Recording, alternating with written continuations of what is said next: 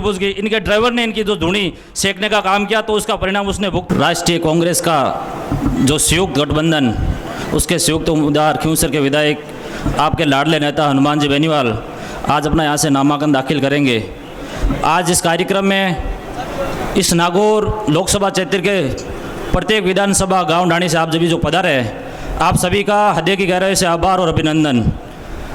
मुझे लगता है कि आपको इसके बारे में ज़्यादा कहने की आवश्यकता भी नहीं है, क्योंकि पिछले 2 दशक से ज़्यादा का जो समय अपने के बीच हनुमान जी उपस्थित हुए हैं, आप सभी हनुमान जी को भली भांति बारीकी से जानते हैं। तो ये इनका जो चुनाव है, ये मुझे लग रहा है कि कम से कम ये 7वां 8वां चुनाव है जो MP और MLA का कुल मिला के दोनों चुनाव देखे तो एक मजबूत आवाज़ जो हम सब के बीच में उभरी है। 24 घंटे 365 दिन अगर कोई नेता आपके बीच उपस्थित मिलेगा तो नागौर के एकमात्र नेता हनुमान बेनीवाल मिलेंगे। विषम परिस्थितियों में जब हमने देखा था कि कोरोना काल के अंदर जब एक आदमी दूसरे आदमी से मिलने से डर रहा था, सारे नेताओं के फ़ोन बंद मिल रहे थे, जहां हनुमान बेनीवाल आपके बीच में एक हाजिर उपस्थित हुए थे। उसके बाद लंपी की बीमारी हो, चाहे देश में किसानों के जो 3 काले कानून थे, हमें भी वहाँ जाने का मौका मिला शाहजहाँपुर बॉर्डर पे। हम तो नए नए जुड़े भी थे हनुमान जी के साथ, लेकिन हमें इतना लगा था कि यार कैसे एक नेता है जो बड़े यहाँ भाग रहे ढूंढ रहे बिना किसी संसाधन के। हमें भी एक बार ऐसा लग रहा कि ये शायद ऐसे इनको नहीं होना चाहिए था, लेकिन ये इनकी यही मजबूती है कि हमेशा बिना संसाधन बिना किसी सुख सुविधा की ये मांग करते हुए हमेशा 24 घंटे लोगों के लिए भागते रहते हैं। इन्हीं का एक परिणाम है कि आप इन्हें दोनों हाथों से आशीर्वाद देते हुए 3-4 बार आपने इन्हें MLA चुना, इनके भाई को MLA चुना, और दूसरी बार इनको आप यहाँ नागौर लोकसभा से जो मौका दे रहे हो, ये हम सब के लिए गर्व की बात है। बाकी इस बार का जो चुनाव है, ये न कांग्रेस और न भाजपा का चुनाव है, बल्कि देश की राष्ट्रवादी और पूंजीवादी की सोच और एक आम जन की आवाज़ का चुनाव है।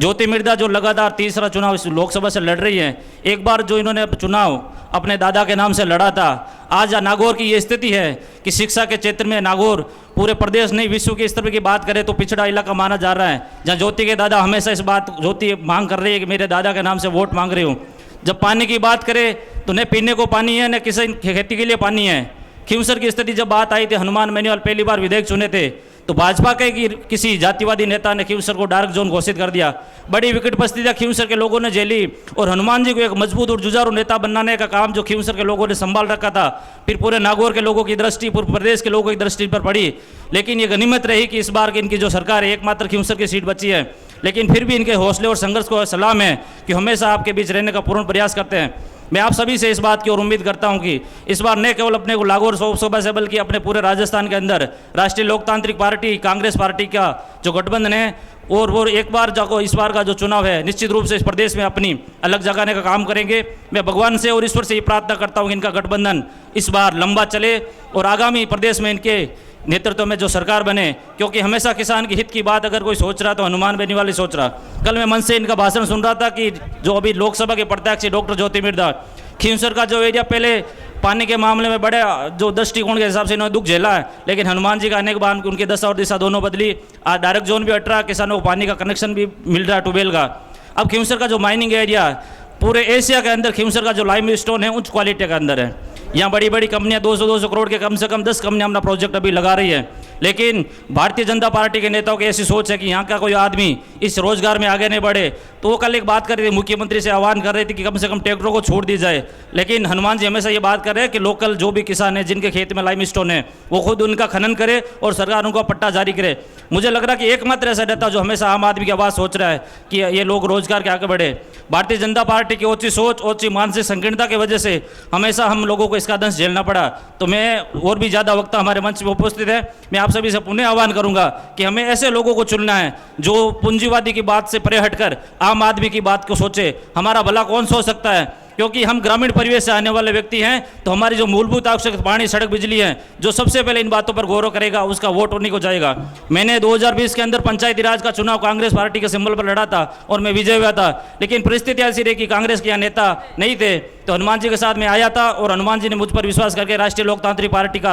जो खींवसर जो प्रधान का उम्मीदवार बनाया, तो मैंने भी इनके भरोसा को कायम रखते हुए सदैव इनके साथ कंधे से कंधा मिलाकर खड़ा प्रयास किया। लेकिन हम मुझे इस बात की ज़्यादा खुशी है कि इस बार हनुमान जी का गठबंधन कांग्रेस पार्टी के साथ हुआ। हमेशा कांग्रेस और राष्ट्रीय लोकतांत्रिक के वोटर करीब करीब एक ही जैसे रहे, उनकी समान विचारधारा रही, लेकिन परिस्थितियों के हिसाब से कभी साथ नहीं है। तो इस बार का जो सबसे बड़ा हमारा त्यौहार है इस लोकसभा का चुनाव, तो दोनों पार्टियों एक साथ हैं। तो इस बार की जो जीत है नागौर से ऐतिहासिक जीत होगी, क्योंकि इस ज्योति मिर्धा जो हमेशा नागौर के लोगों को बरगलाने का और एक दूसरे पे आरोप लगाने का जो कार्य किया था यहाँ, बड़ा दुर्भाग्यपूर्ण है। इनके चाचा रिजपात मिर्धा जो डेगाना से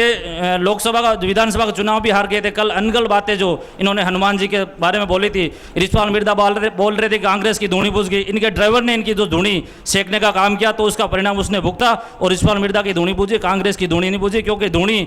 पार्टी की नहीं बुझती, उनकी नेताओं की बुझती है। इस बार कांग्रेस पार्टी के अंदर से दमदार नेता जो नागौर जिले से उभरे, तो निश्चित तौर पर हमें लग रहा कि नागौर का भविष्य अंधकार से बाहर निकलकर इस देश में नया अध्याय लिखेगा। जय हिंद, जय भारत।